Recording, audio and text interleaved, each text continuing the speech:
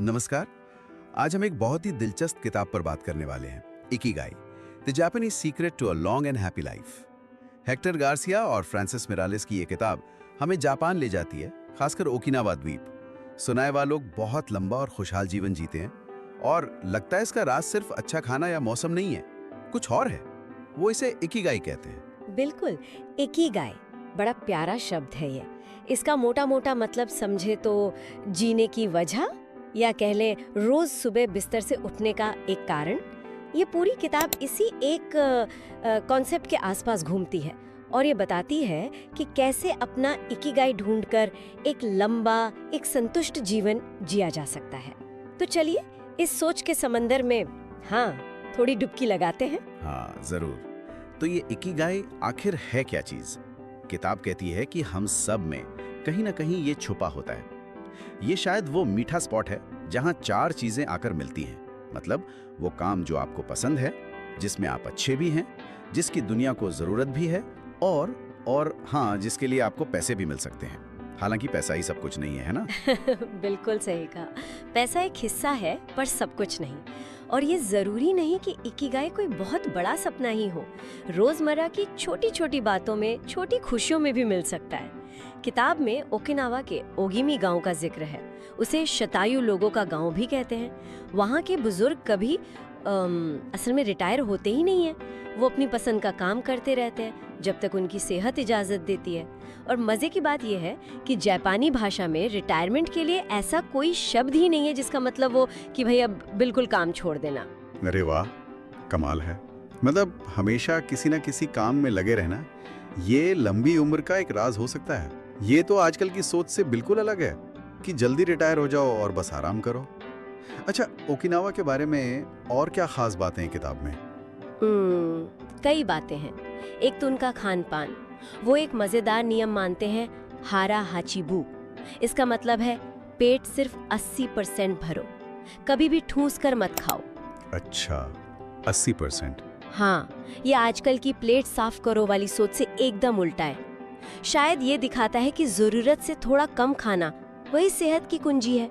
उनकी डाइट में सब्जियां हैं, फल हैं, टोफू, समुद्री शैवाल, ये सब खूब होते हैं। और हफ्ते में कुछ बार मछली। चीनी और नमक वो तो बस नाम के लिए। 80% पेट भरना, ये तो सोचने वाली बात है। और खाने के अलावा सेहत तो सिर्फ पेट से नहीं जुड़ी होती। हाँ बिल्कुल। खाने के अलावा उनका सामाजिक जीवन वो कमाल का है। यहीं पर ओकिनावा का दूसरा राज है उनका सोशल कनेक्शन। वहाँ मुआए का चलन है। ये दोस्तों का एक पक्का ग्रुप होता है जो एक दूसरे का भावनात्मक और जरूरत पड़े तो आर्थिक रूप से भी साथ देते हैं। मतलब जिंदगी भर की दोस्ती की गारंटी समझिए। वाह, मुआए? हाँ, और साथ ही यूईमारू की भावना भी है। मतलब टीम वर्क, एक दूसरे की मदद करना। लोग अकेले नहीं रहते, समुदाय से जुड़े रहते हैं। यानी मजबूत रिश्ते और समुदाय का साथ, ये वाकई बहुत जरूरी लगता है आजकल की दुनिया में। और शारीरिक मेहनत, क्या वो लोग जिम वगैरह जाते हैं? जिम नहीं, शायद ही कोई जाता हो। वो भारी भरकम वर्जिश नहीं करते, बल्कि लगातार हल्के फुल्के मूवमेंट में रहते हैं। जैसे रोज बागबानी करना या टहलना, या फिर रेडियो ताइसो जैसे आसान से व्यायाम होते हैं उनके, जो सुबह सुबह करते हैं। बस हल्की स्ट्रेचिंग और जोड़ों को लचीला रखने वाले व्यायाम। किताब में योग, ताई ची, किगोंग, इन अभ्यासों का भी जिक्र है। वो धीमे ध्यान वाले मूवमेंट होते हैं ना, जो शरीर और मन दोनों को शांत रखते हैं। तो मुद्दा जिम जाकर घंटों पसीना बहाना नहीं है, बल्कि बस दिन भर एक्टिव रहना है। कमाल है, कितना आसान और नेचुरल तरीका है फिट रहने का। तो खान पान हो गया, समुदाय हो गया, हल्की कसरत और जीने का मकसद यानी इकिगाई। क्या तनाव कम रखना और दिमाग को चलाते रहना ये भी इसमें शामिल है? हाँ बिल्कुल। किताब साफ कहती है कि लगातार तनाव, स्ट्रेस, वो उम्र तेजी से घटाता है, हमारे सेल्स को नुकसान पहुंचाता है। तो माइंडफुलनेस यानी कि भाई जो कर रहे हो उसी पल में रहो, ध्यान लगाओ, ये तकनीकें मदद करती हैं। और दिमाग को एक्टिव रखना भी उतना ही जरूरी है। नई चीजें सीखते रहना, कोई पजल सॉल्व करना, लोगों से मिलना जुलना।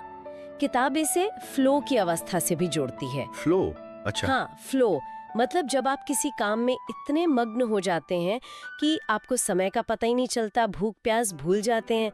ये सिर्फ मजेदार नहीं होता, ये अक्सर इशारा होता है कि आप शायद अपने इकिगाई के बहुत करीब हैं।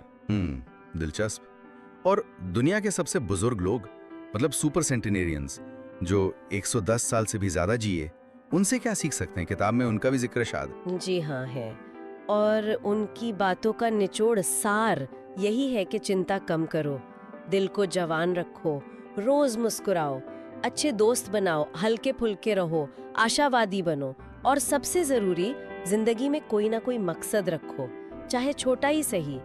वो मुश्किलों को भी बड़ी सहजता से, पॉजिटिव तरीके से लेते हैं। एक जापानी कहावत भी है, सिर्फ एक्टिव रहने से ही आप 100 साल जीना चाहेंगे। जीने का ये उत्साह, शायद यही उनका असली सीक्रेट है। तो संक्षिप्त में कहें तो इकिगाई का मतलब हुआ जीवन में एक उद्देश्य और खुशी ढूंढना, है ना? चाहे वो काम में हो या अपने शौक में या फिर रिश्तों में। एक्टिव रहना, अच्छा खाना लेकिन कम खाना, लोगों से जुड़े रहना, तनाव से दूर रहना और हर पल को जीना, ये सब मिलकर ही एक लंबी और भरपूर जिंदगी का रास्ता बनाते हैं। बिल्कुल।